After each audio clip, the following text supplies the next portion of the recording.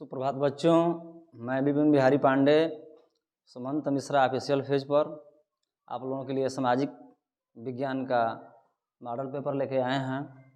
जैसे कि कुछ हम लोग में देरी हो गई है, लेकिन फिर भी हम आपको चुनिंदा प्रश्नों के साथ आए हैं। आइए, आपका जो ये प्रश्न पत्र होगा यह 2 खंडों का होगा। एक होगा आपका बहुविकल्पीय प्रश्न जो खंड अ में रहेगा, मतलब पार्ट 1, और दूसरा होगा खंड ब जो वर्णनात्मक टाइप प्रश्न रहेगा, इसमें लिखित होगा। जैसा कि 20 नंबर का आपका ये एमसीक्यू रहेगा, 20 प्रश्न रहेंगे, और 50 नंबर का आपका लिखित होगा। चलिए, उसके बीच बीच में हम चर्चा भी करेंगे। तो पहला जो प्रश्न है आपके स्क्रीन पर देखिए, फ्रांस की क्रांति कब हुई थी? फ्रांस की क्रांति कब हुई थी? इसमें 4 ऑप्शन देगा। हम उस ऑप्शन को नहीं लिखे हैं, हम केवल आंसर लिखे हैं, क्योंकि समय अभाव के चलते कि आपको ज़्यादा देर तक भाई वीडियो ना देखना पड़े, इसलिए हमने उसको समय का ख्याल किया है 1789, 1789 इसका राइट आंसर है। दूसरा प्रश्न है, जर्मनी के एकीकरण में मुख्य भूमिका किसकी थी? तो जर्मनी के एकीकरण में मुख्य भूमिका किसकी थी? इसमें भी 4 ऑप्शन रहेंगे, लेकिन इसका जो सही आंसर है वो है ऑटोमान बिस्मार्क। Ottoman Bismarck. आप एकदम दिमाग बैठा लीजिएगा कि जिस प्रकार से भारतीय जो संघ था और जो देसी रियासत थे, उस देसी रियासत में भारतीय संघ में विलय करने का काम जिस प्रकार से सरदार वल्लभ भाई पटेल को जाता है, उसी प्रकार से जर्मनी के एकीकरण करने में मुख्य भूमिका ऑटोमान बिस्मार्क को जाता है। तीसरा प्रश्न है, चौरी चौरा कांड किस वर्ष घटित हुआ? चौरी चौरा कांड किस वर्ष घटित हुआ? इसका सही आंसर है 1922 ईस्वी। 22 के बारे में तो जानते हैं, गांधी जी का आंदोलन चल रहा था, और चौरी चौरा कांड में क्या हुआ कि भाई जो थाने को, जो हमारे क्रांतिकारी थे, आम जन समुदाय था, वो सब मिल करके थाने को घेर लिए और सिपाहियों को उसी में जला डाले। अब इस घटना से दुखी होकर के महात्मा गांधी ने अपने आंदोलन को वापस ले लिया, तो चूंकि वही चौरी चौरा कांड के नाम से प्रसिद्ध हुआ, तो इसका राइट आंसर है 1922 ईस्वी। चौथा प्रश्न है, महामंदी का प्रारंभ किस वर्ष हुआ? महामंदी का प्रारंभ किस वर्ष हुआ? अब जाहिर सी बात है भाई, जब विश्व युद्ध होगा, तमाम जनधन की हानि होगी, अर्थव्यवस्था पर तो उसका बुरा असर पड़ेगा ही। तो इसके चलते महामंदी का प्रारंभ हुआ, और सन 1929 ईस्वी में महामंदी का प्रारंभ शुरू हुआ। पांचवा प्रश्न है, प्रथम विश्व युद्ध कब प्रारंभ हुआ? फर्स्ट वर्ल्ड वॉर की शुरुआत कब हुआ? इसका सही उत्तर है 1914 ईस्वी। यह भी है 1914 ईस्वी। छठा प्रश्न है, कपास की खेती के लिए कौन सी मृदा उपयुक्त है? कपास की खेती के लिए कौन सी मिट्टी उपयुक्त है? मृदा मतलब मिट्टी ही समझिएगा, तो मृदा भी कहा जाता है, उसको मिट्टी भी कहा जाता है। इसका उचित आंसर है काली मिट्टी। अब सब दोमट मिट्टी दिया रहेगा, चिकनी मिट्टी दिया रहेगा, बलुई मिट्टी दिया रहेगा, मतलब कई मिट्टियों के प्रकार दिए रहेगा, लेकिन आपको जो सही आंसर होगा वह काली मिट्टी होगा। तो आप दिमाग पर रखिएगा, कपास एक ट्रिक भी है, कपास काली मिट्टी। कौन से कपास, कौन से काली मिट्टी? तो समझिए काला सोना है, कपास को काला सोना भी कहा गया है। ये भी एक ट्रिक याद रखिए। अगला प्रश्न है 7वां, निम्नलिखित में से कौन सी एक रेशेदार फसल है? निम्नलिखित में से कौन सी एक रेशेदार फसल है? जैसे उसमें मान लीजिए आपके कई ऑप्शन दे दिया, जैसे जूट दे दिया और काफ़ी दे दिया, जौ दे दिया, रबर दे दिया, तो इस तरह 4 फसलों के नाम दे देंगे, लेकिन सही आंसर होगा जूट। मैंने लिख भी दिया है, तो 7वें प्रश्न का राइट आंसर होगा जूट।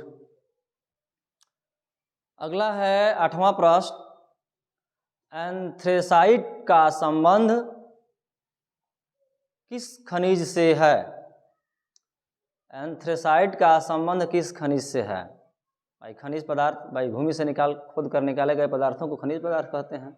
भाई अपनी पृथ्वी तो रत्न गर्भा है ना, इसमें बहुत सारे खनिज हैं, जो भी आपके केमिकल्स हैं और जितनी भी अमूल्य निधियां हैं सब पृथ्वी से ही आती हैं। तो इसका संबंध है, इसमें आपका ऑप्शन दिया तांबा, सोना, बॉक्साइट, लौह अयस्क। इसका सही आंसर है लौह अयस्क। 8वें प्रश्न का सही आंसर है लौह अयस्क। 9वां प्रश्न है, निम्नलिखित में कौन सा एक आधारभूत उद्योग है? जिसमें ऑप्शन आपका रहेगा चाय, गन्ना, लौह और इस्पात, जूट। भाई आपको थोड़ा दिमाग लगाना है यहाँ पे कि आधारभूत उद्योग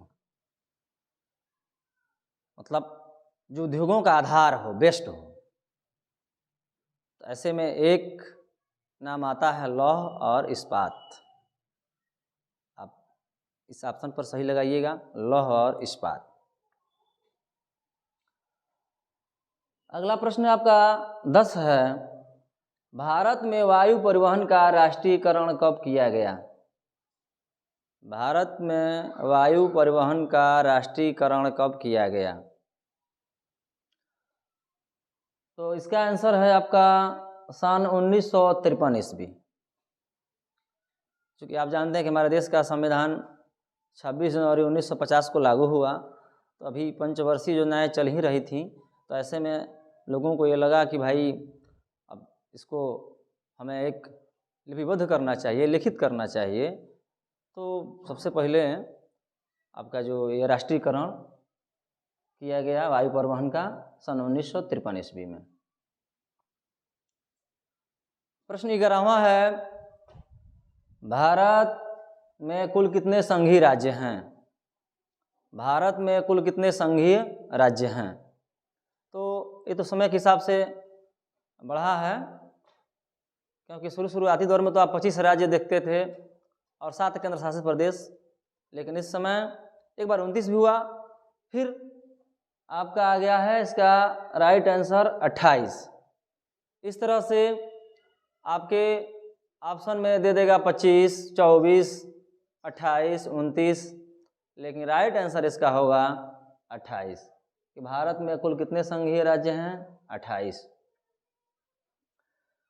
12वां प्रश्न है, भारतीय संघ में अवशिष्ट शक्तियां किसको प्राप्त हैं?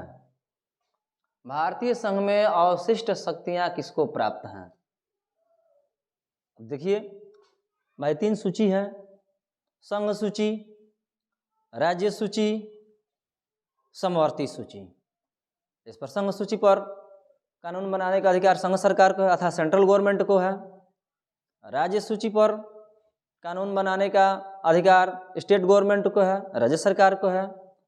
और समवर्ती सूची पर कानून बनाने का अधिकार केंद्र सरकार को भी है और राज्य सरकार को भी है, लेकिन अंतिम निर्णय केंद्र सरकार का भी मान्य होगा।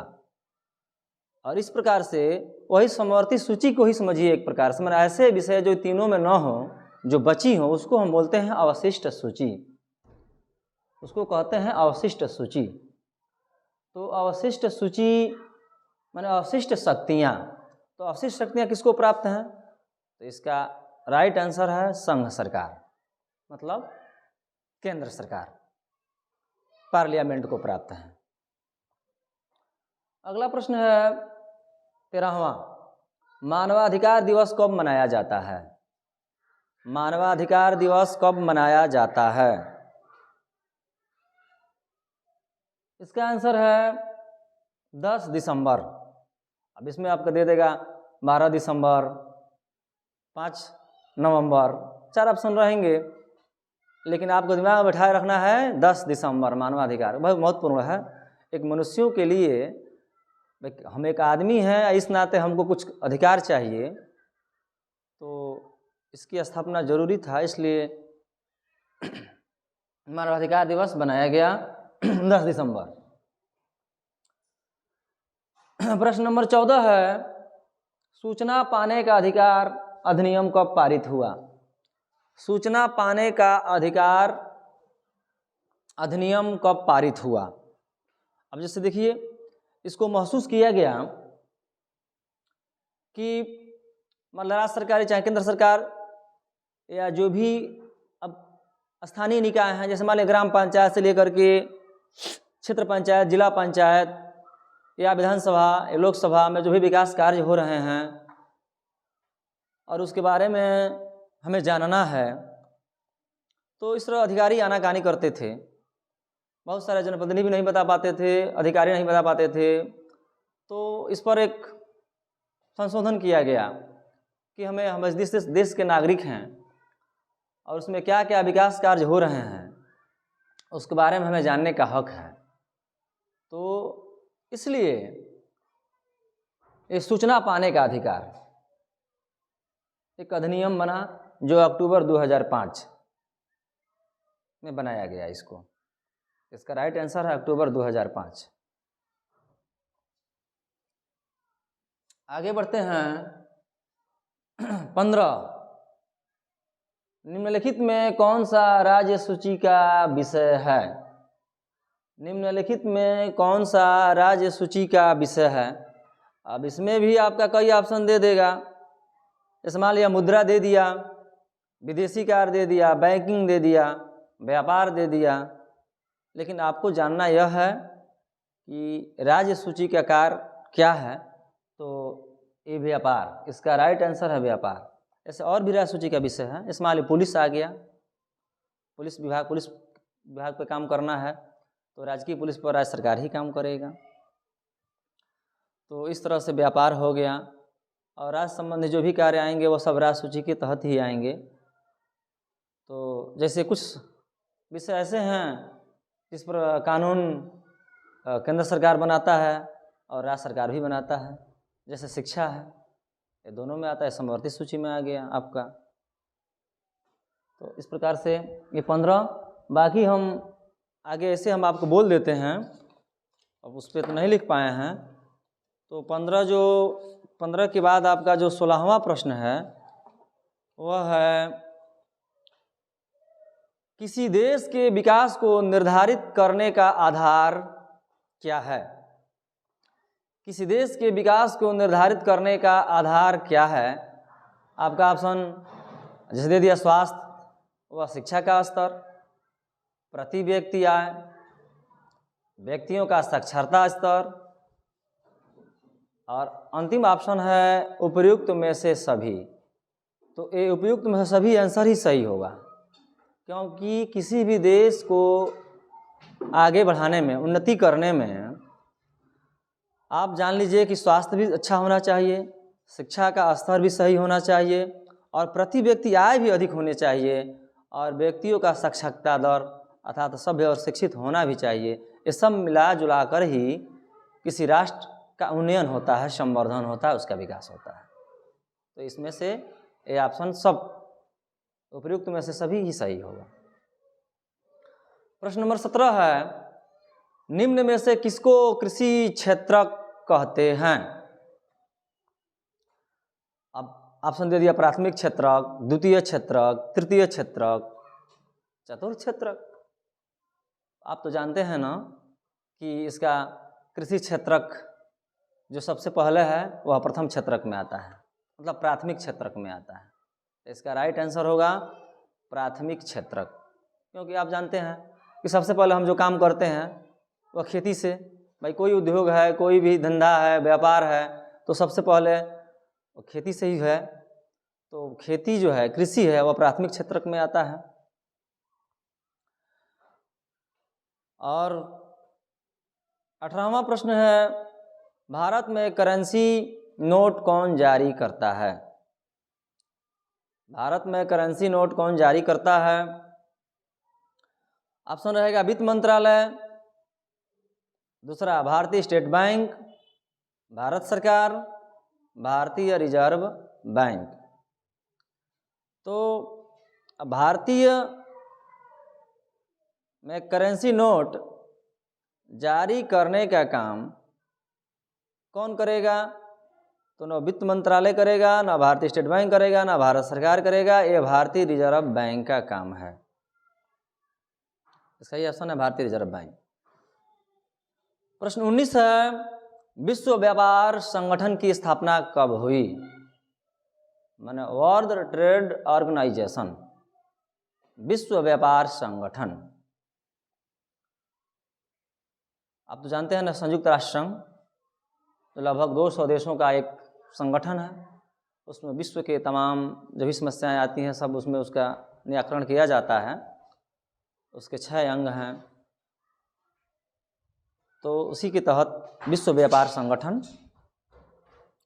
की स्थापना 1 जनवरी 1995, 1 जनवरी 1995 इसका सही आंसर है, विश्व व्यापार संगठन की स्थापना।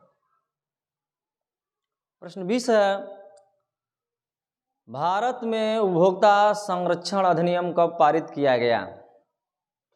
हाँ, एक समस्या आ रही थी भाई, हम सामान खरीदने जाते हैं और जो दुकानदार हैं या फिर जो सामान देने वाले लोग हैं वे हमसे घटतौली या घटिया किस्म के सामान दे देते हैं।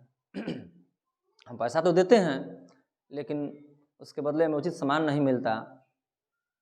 तो इसके लिए एक बिल पारित हुआ जिसको बोलते हैं उपभोक्ता संरक्षण अधिनियम। तो उपभोक्ता संरक्षण अधिनियम कब पारित हुआ? इसका सही आंसर है 1986, 1986। तो इस तरह से आपके 20 प्रश्न पूरे हुए।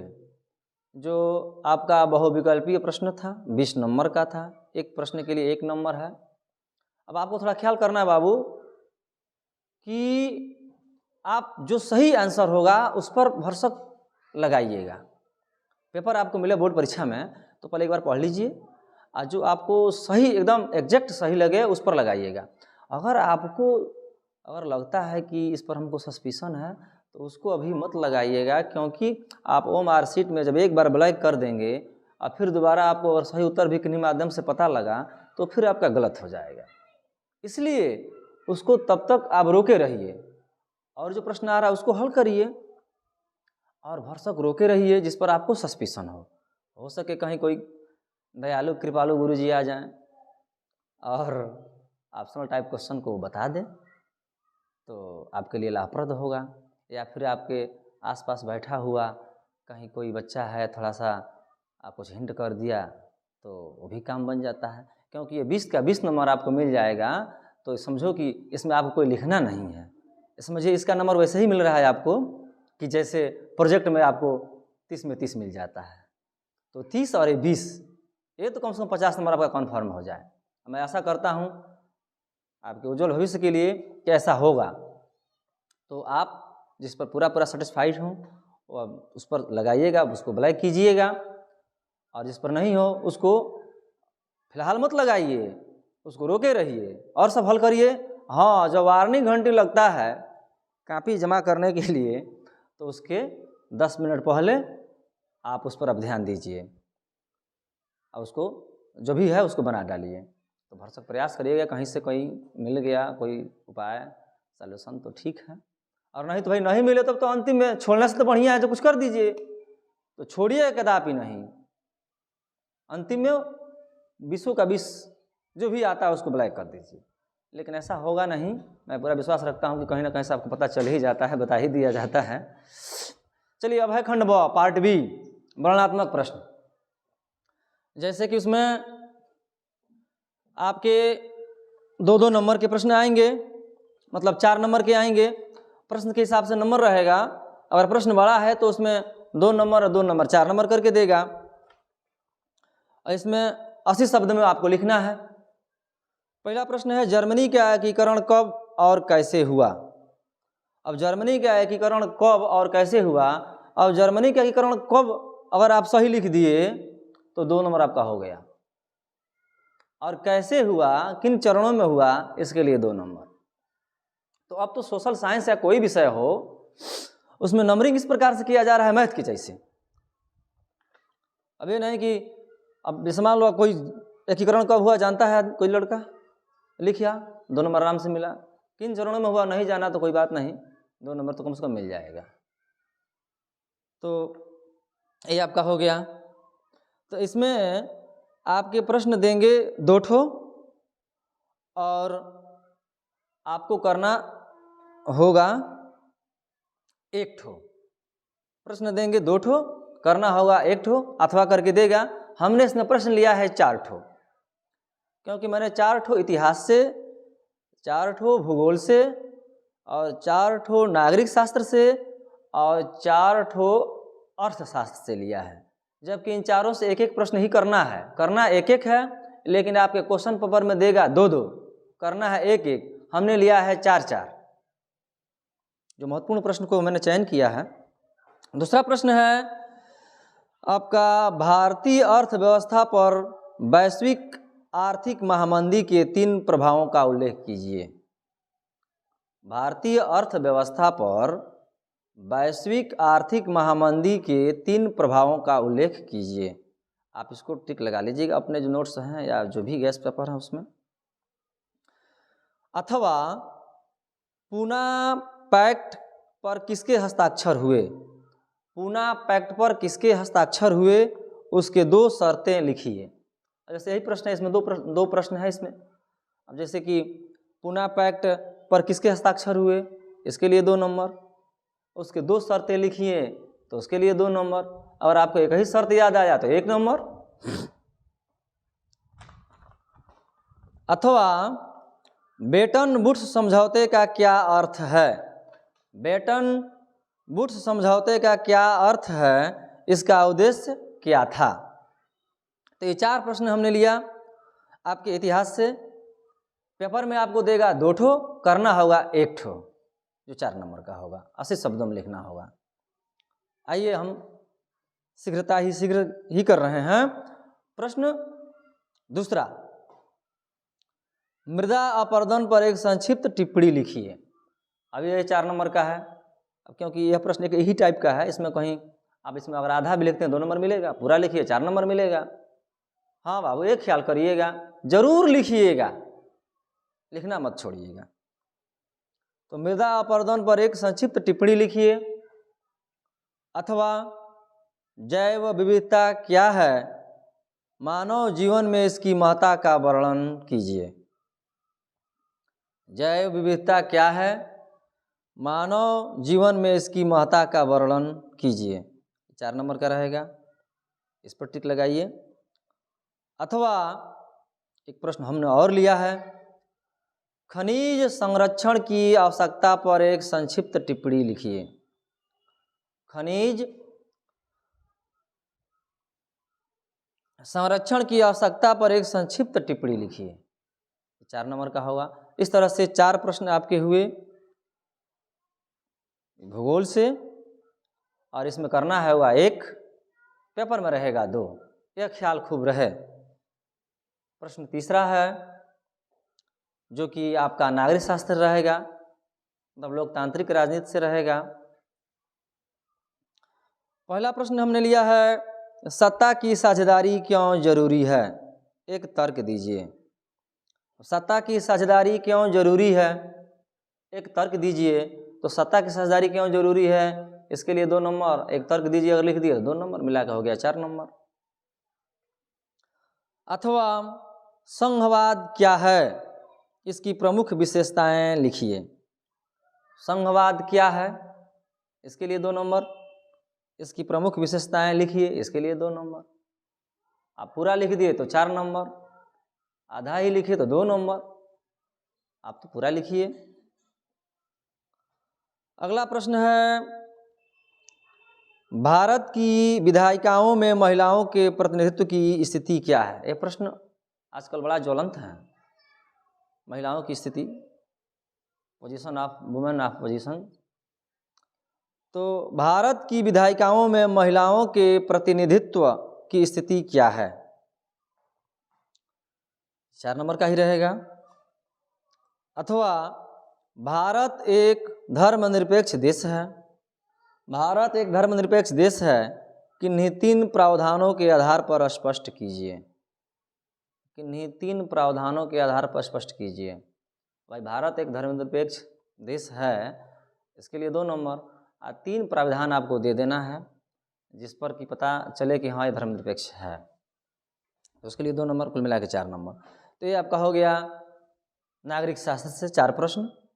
पेपर में देगा 2 प्रश्न, करना होगा आपको 1 प्रश्न। मैं बार बार इसलिए इसको कह रहा हूँ कि आप घबराइएगा नहीं कि सर 4 प्रश्न बोल रहे हैं, क्या पता कितना आएगा। तो इसको जान लीजिए कि मैं 4 दिया हूँ, मैंने 4 गेस किया है, और आपको करना पेपर में 1 ही होगा। पेपर में 2 देगा, अथवा करके देगा 2 ठो, 1 करना होगा। अब आते हैं हम अर्थशास्त्र पे, इकोनॉमिक्स पे। प्रश्न 4 उसमें रहेगा आपके पेपर में। पहला है राष्ट्रीय ग्राम रोजगार गारंटी अधिनियम, इसको नरेगा भी बोलते हैं आप, नरेगा। तो राष्ट्रीय ग्राम रोजगार गारंटी अधिनियम नरेगा 2005। एक प्रश्न इस पर भी बन जाता है कि नरेगा कब शुरुआत हुआ था, नरेगा किसके नाम पर शुरू हुआ था, तो ये सब भी जानना है। एक संक्षिप्त टिप्पणी करना है, संक्षिप्त निबंध लिखना है, ये 4 नंबर का होगा। अथवा विदेशी व्यापार से आप क्या समझते हैं, इसके लाभों का वर्णन कीजिए। अब इस तरह का प्रश्न है, इस प्रश्न तो एक ही है, विदेशी व्यापार से आप क्या समझते हैं, इसके लाभों का वर्णन कीजिए। तो अब विदेशी व्यापार से क्या समझते हैं, इतना अगर आपने सही लिख दिया तो 2 नंबर, और इसके लाभों का वर्णन कर दिया तो 2 नंबर, कुल मिला के 4 नंबर। अगला प्रश्न है इसी में, अथवा असंगठित कार्य क्षेत्र से आप क्या समझते हैं। असंगठित कार्य क्षेत्र से आप क्या समझते हैं, इसकी किन्हीं 3 समस्याओं का उल्लेख कीजिए। तो असंगठित कार्य क्षेत्र से आप क्या समझते हैं, इसकी किन्हीं 3 समस्याओं का उल्लेख कीजिए। इसमें भी 2 प्रश्न, मतलब 2 चीज़ें हैं आपका, एक 2 नंबर, एक 2 नंबर, कुल मिला के 4 नंबर। अगला प्रश्न इसी में है, क्योंकि 1 से हम 4 प्रश्न लिए हैं। तो अगला प्रश्न है, विश्व व्यापार संगठन से आप क्या समझते हैं। विश्व व्यापार संगठन से आप क्या समझते हैं, ये 4 नंबर का है, उसके बारे में लिखना है, वही WTO। तो इस प्रकार से आपका हो गया ये 4 नंबर वाले प्रश्न। अब है वर्णनात्मक प्रश्न, जो पार्ट बी का ही है, लेकिन इसको उत्तर देना है 150 शब्दों में, उसे 2 गुने। तो इसमें प्रश्न 5 ठीक जो उसका था, इस टाइप समझो, लघु उत्तरी था, विस्तृत उत्तरी है, इस समझ लीजिए। क्योंकि अति लघु उत्तरी तो समाप्त कर दिया है। जब पहले पेपर में आता था बहुविकल्पीय प्रश्न, अति लघु उत्तरीय प्रश्न, और लघु उत्तरीय प्रश्न, और विस्तृत उत्तरीय प्रश्न, लेकिन अब अति लघु उत्तरीय हमारा शॉर्ट टाइप को समाप्त कर दिया है अब पिछले साल से। अब उसके जगह पर बस वही आ गया है MCQ 20 नंबर का, अब बाकी 4-4 नंबर का लघु उत्तरी, और विस्तृत उत्तरीय जो है आपका ये है आपका 6 नंबर का। तो इसमें पहला हमने लिया, असहयोग आंदोलन किसने चलाया था। असहयोग आंदोलन किसने चलाया था, इसके किन्हीं 3 कारणों का उल्लेख कीजिए। अब इतना तो जान लीजिए कि महात्मा गांधी के आंदोलन से संबंधित सविनय अवज्ञा आंदोलन, असहयोग आंदोलन, उनका जो योगदान है भारतीय स्वतंत्रता कराने में, जो गांधी जी का योगदान है, उससे संबंधित एक तो पूछेगा ही पूछेगा, हर साल पूछता है। इसलिए महात्मा गांधी के योगदान, और योगदान में सब उनके आंदोलन आ जाएंगे।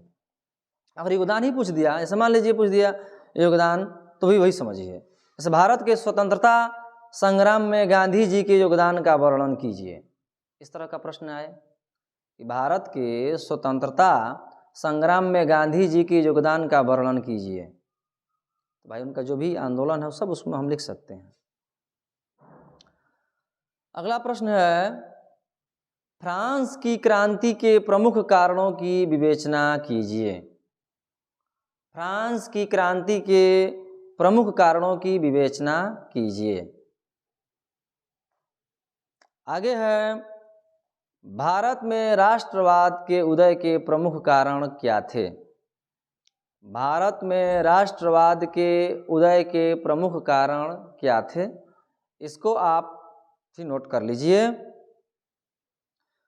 छठवां प्रश्न है, भारत में पाई जाने वाली मिट्टी के किन्हीं 3 प्रकारों की विवेचना कीजिए।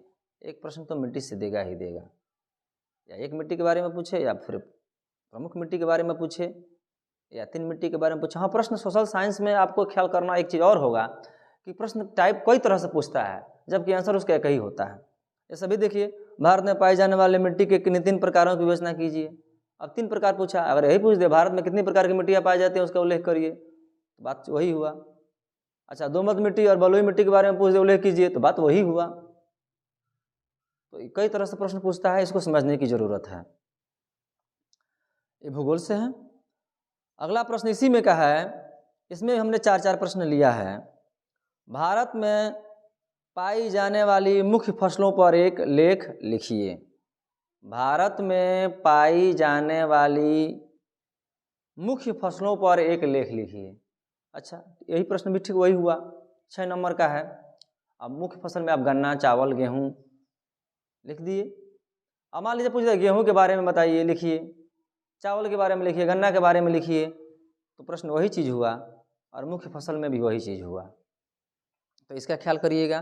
तो मुख्य फसलों को एक बार आपको देख लेना चाहिए, थोड़ा चाय की खेती कैसे होती है और गेहूं की खेती के लिए क्या क्या सब मिट्टी चाहिए, गन्ना के लिए क्या चाहिए। तो ये आपको मुख्य फसलों पर एक टिक लगा लीजिएगा, देख लीजिएगा। अगला प्रश्न है इसी में, भारत में लौह अयस्क के उत्पादन पर संक्षिप्त में लिखिए। भारत में लोहे का उत्पादन कहाँ कहाँ होता है, किस किस राज्य में होता है, उसका क्या क्या नाम है।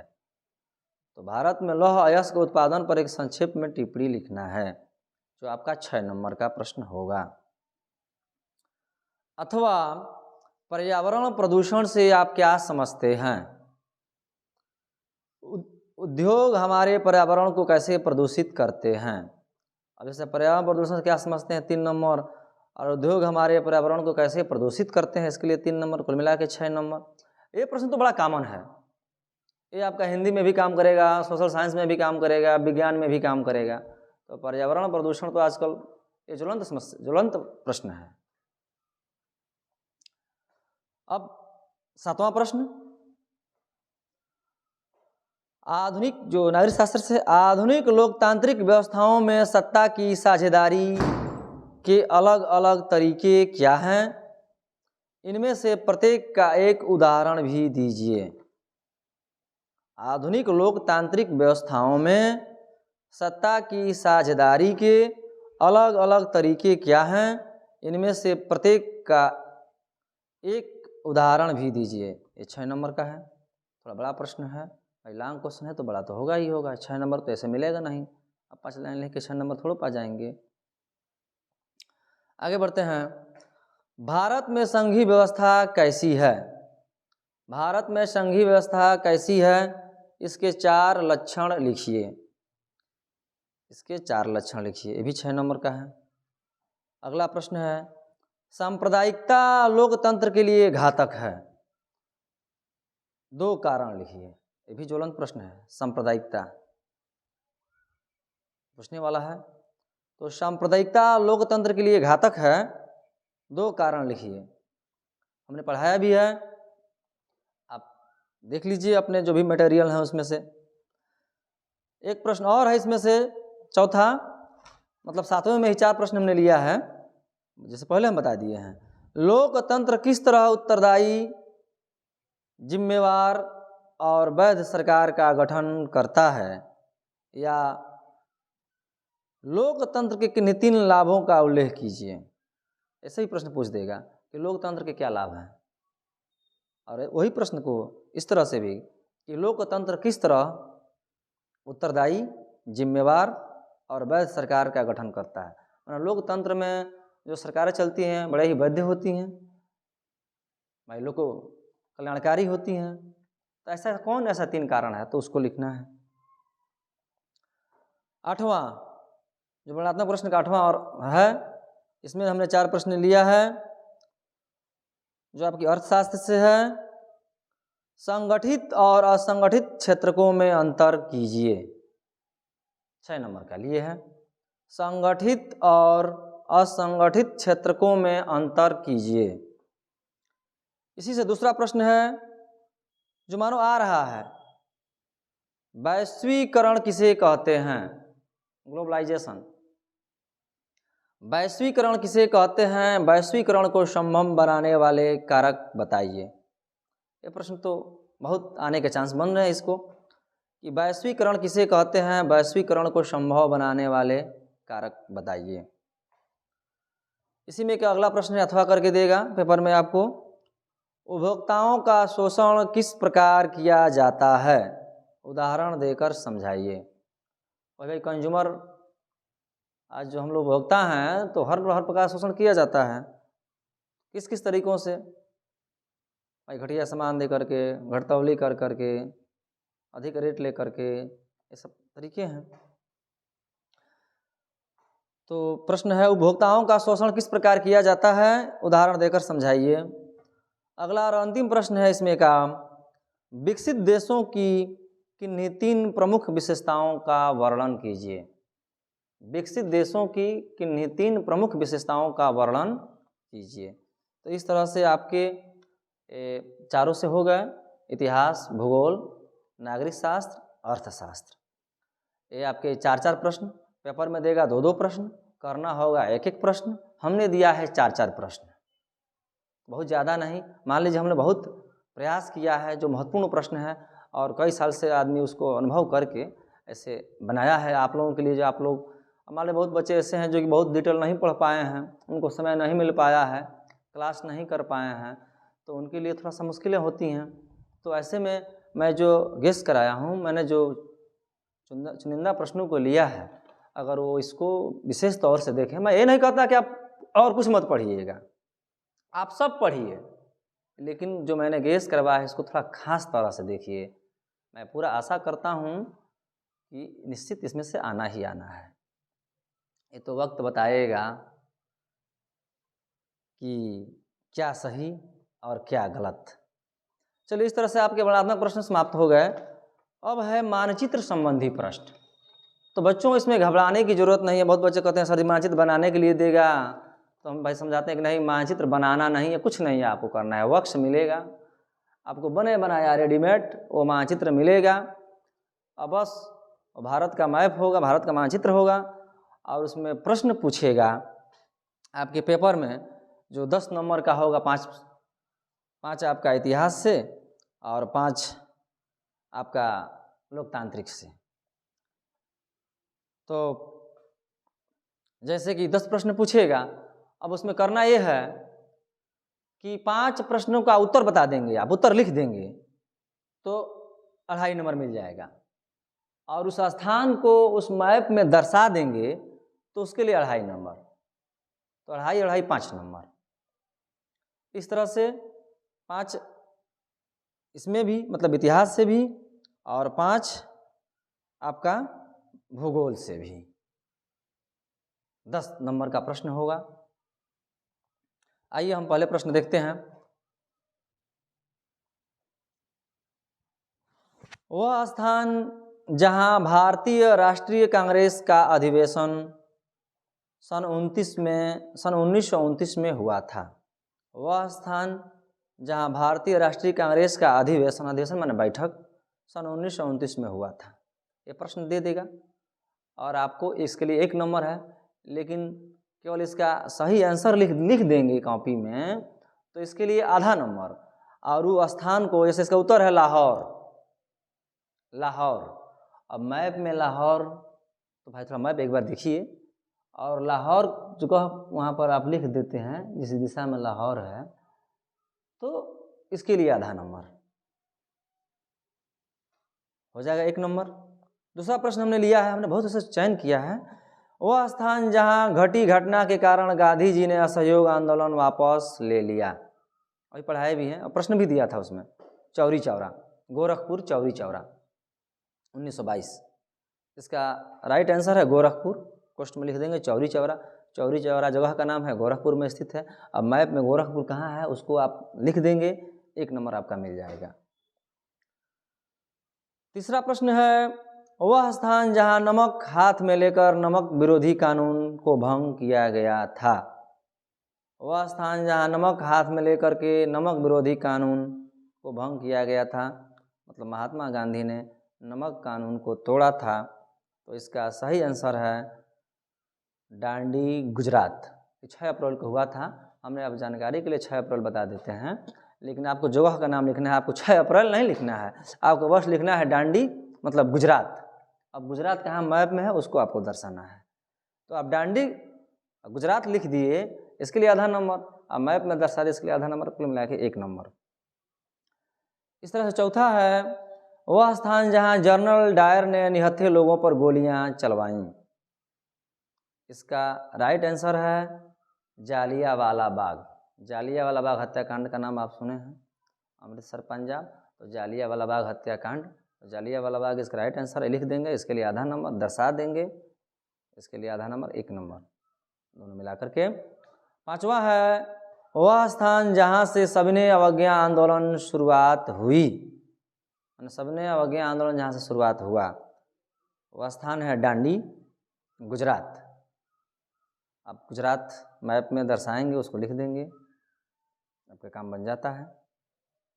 इस तरह से हो गया आपका इतिहास से 5 नंबर का। और अब चलते हैं प्रश्न नंबर 9 करके देगा, 9 बी। ये था बी था, ये बी है।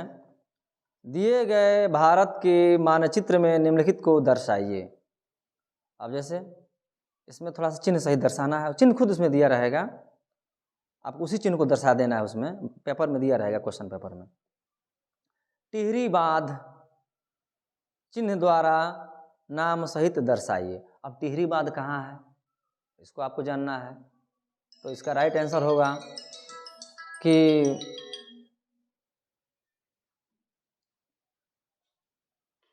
टिहरी बांध उत्तराखंड। इसका राइट आंसर है उत्तराखंड। दूसरा है चाय उत्पादन का एक क्षेत्र, वो भी चिन्ह द्वारा दर्शाना है, पेपर में रहेगा वो। चिन्ह द्वारा नाम सहित दर्शाइए। तो चाय उत्पादन का एक क्षेत्र मान लो असम है, बंगाल है, तो आप आसाम ही लिख दीजिए। आसाम लिख दिए या बंगाल लिख दिए, आसाम लिखेंगे तो 1 आधा नंबर। फिर लिखना, आसाम को दर्शाना पड़ेगा मैप में, आसाम किस दिशा में है। तीसरा है कोयला उत्पादन का कोई एक केंद्र, चिन्ह द्वारा दर्शाइए। अब कोयला उत्पादन, अब मान लीजिए तो कोयला तो राजस्थान झारखंड में मिलता है, छत्तीसगढ़ में है, पश्चिम बंगाल में है, मध्य प्रदेश में है। तो आप सब मत लिखिए, कोई एक जगह लिखिए। जो जगह लिखिए उस जगह को मैप में दर्शाना भी पड़ेगा, इसका ख्याल होना चाहिए। कोयला उत्पादन का एक केंद्र। चौथा है भारत का कोई एक परमाणु ऊर्जा केंद्र, चिन्ह द्वारा दर्शाइए। तो भारत का कोई एक परमाणु केंद्र, अब सबसे आसान आपको लग रहा है राजस्थान, परमाणु ऊर्जा संयंत्र राजस्थान कहाँ है, लिख देंगे राजस्थान, और उसको राजस्थान को दर्शा देंगे, 1 नंबर हो जाएगा। और अंतिम प्रश्न हमने लिया है उत्तरी भारत का एक अंतर्राष्ट्रीय हवाई अड्डा, चिन्ह द्वारा दर्शाइए। आप आंसर हो जाएगा वाराणसी, लाल बहादुर शास्त्री हवाई अड्डा उसका नाम है, अंतर्राष्ट्रीय हवाई अड्डा। तो वाराणसी लिख देंगे और उसको मैप में दर्शा देंगे। मेरे कहने का मतलब है मैप में दर्शाना भी कोई बहुत कठिन कार्य नहीं है। अगर आपको मैप में दर्शाने में कठिन लग रहा है तो कम से कम आंसर तो सही लिख सकते हैं। तो 10 नंबर में जो 5 नंबर का उसमें है, 5 नंबर या 10 नंबर है, उसमें अढ़ाई नंबर लिखने वाला जो आंसर है उसको तो आसानी से आप ले सकते हैं। इसमें आप अपने समझ करके, अगल बगल से पूछ करके, या सर जी बता दें उस हिसाब से, तो ये सब बातें हैं।